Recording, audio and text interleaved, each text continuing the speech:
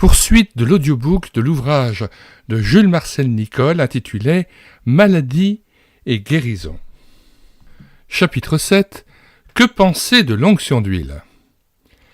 Elle est mentionnée parmi les moyens employés par les apôtres lors de leur tournée en Galilée. Marc 6, verset 13. Nous lisons Marc 6 à partir du verset 12.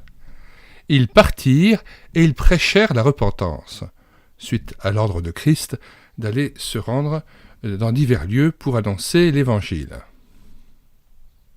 Il est dit au verset 7, « Alors il appela les 12, et il commença à les envoyer 2 à 2, en leur donnant pouvoir sur les esprits impurs. » Verset 12, « Ils partirent et ils prêchèrent la repentance. Ils chassaient beaucoup de démons, et ils oignaient d'huile beaucoup de malades, et les guérissaient. » Oindre d'huile, c'est donc répandre de l'huile sur le corps, généralement sur la tête, de ceux qui sont malades et qui ont besoin d'être guéris.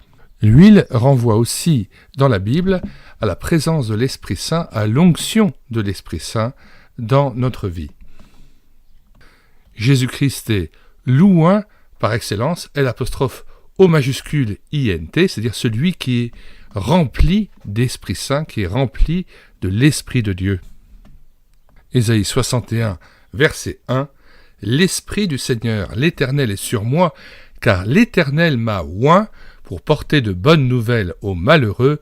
Il m'a envoyé pour guérir ceux qui ont le cœur brisé, pour proclamer aux captifs la liberté et aux prisonniers la délivrance, pour publier une année de grâce de l'Éternel et un jour de vengeance de notre Dieu, pour consoler tous les affligés, pour accorder aux affligés de Sion, pour leur donner un diadème au lieu de la cendre, une huile de joie au lieu de deuil, un vêtement de louange au lieu d'un esprit abattu, afin qu'on les appelle des térébintes de la justice, une plantation de l'Éternel pour servir à sa gloire. » Fin de citation et retour au texte. Dans la parabole du bon samaritain, elle est présentée comme un lénifiant médical plutôt que comme le support d'une intervention surnaturelle. Luc 10, 34. Nous lisons à partir du verset 33, « Mais un samaritain qui voyageait étant venu là fut ému de compassion lorsqu'il le vit. » Il est question d'un homme qui a été attaqué par des brigands et qui est laissé là à demi-mort. Donc un homme, un samaritain, a pitié de lui.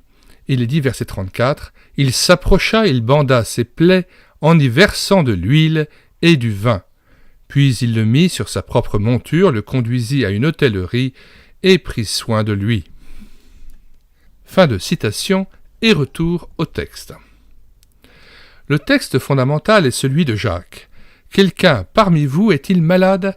Qu'il appelle les anciens de l'Église et que ceux-ci prient à son sujet en loignant d'huile au nom du Seigneur. La prière de la foi sauvera le malade et le Seigneur le relèvera. S'il a commis un péché, celui-ci lui sera pardonné. Confessez donc vos péchés les uns aux autres et priez les uns pour les autres, afin que vous soyez guéris. » Jacques 5, versets 14 à 16. Le contexte indique qu'il ne s'agit pas d'une extrême onction, administrée à un moribond pour le préparer en vue de son décès. Le nouveau catéchisme romain ne cache pas les fluctuations qui ont caractérisé l'enseignement de l'Église catholique à ce sujet. Citation. « Dans la tradition liturgique, on possède dès l'Antiquité des témoignages d'onction des malades avec de l'huile bénite. Au cours des siècles, l'onction des malades a été conférée de plus en plus exclusivement à ceux qui étaient sur le point de mourir. À cause de cela, elle avait reçu le nom d'extrême onction. Malgré cette évolution, la liturgie n'a jamais omis de prier le Seigneur afin que le malade retrouve la santé, si cela est convenable à son salut. » Note 127, Catéchisme de l'Église catholique, article 1512, page 323, édition Mamet-Plon, Paris 1992. Dans l'Église d'Orient, cette onction est rangée dans la catégorie des 7 mystères entre guillemets qui correspondent aux 7 sacrements de l'Église romaine et toujours appliquée en vue de la guérison. Dans les églises protestantes officielles, cette cérémonie a été plutôt négligée, mais elle a été remise en honneur dans bon nombre de milieux revivalistes, y compris ceux qu'on ne peut pas taxer de tendance charismatique. Il serait abusif de la pratiquer pour toutes les indispositions mineures qui peuvent nous atteindre. Mais pourquoi ne pas y avoir recours en cas de maladie grave ou prolongée, surtout si celle-ci peut être considérée par le patient comme étant en rapport avec une faute, puisqu'elle semble parfois accompagnée de la confession d'un péché. Dans mon expérience personnelle, je citerai 2 cas choisis parmi plusieurs. 1.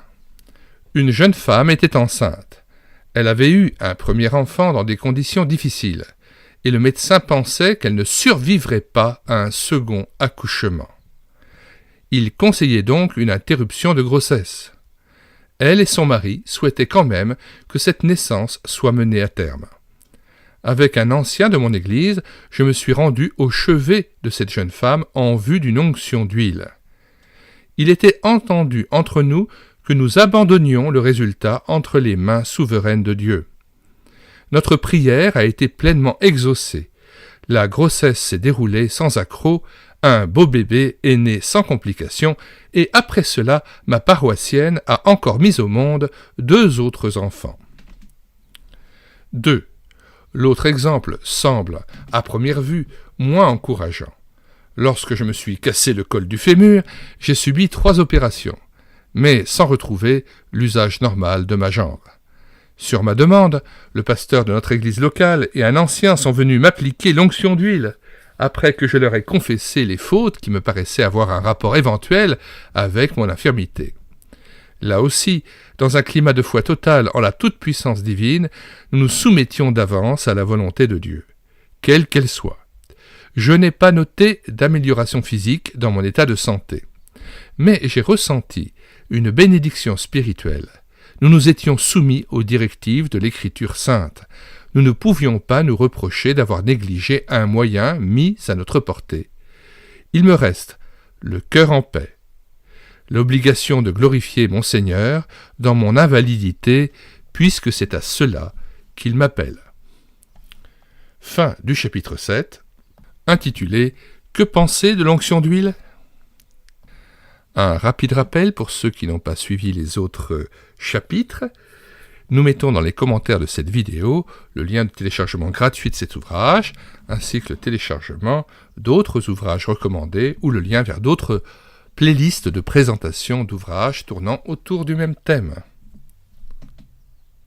Nous signalons, comme à l'ordinaire, que le téléchargement se fera à partir du site internet médiathèquechrétienne.fr, site où nous avons numérisé plus de 1200 ouvrages gratuitement et à votre disposition.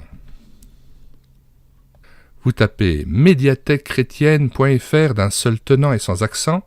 Une fois arrivé sur le site, vous cliquez sur « Livre à télécharger », puis vous faites une recherche par ordre alphabétique d'auteur, et enfin, après avoir trouvé votre ouvrage, vous cliquez sur « Lire, écouter, télécharger » et en bas de page, vous cliquez sur « Télécharger en Word ou en PDF ».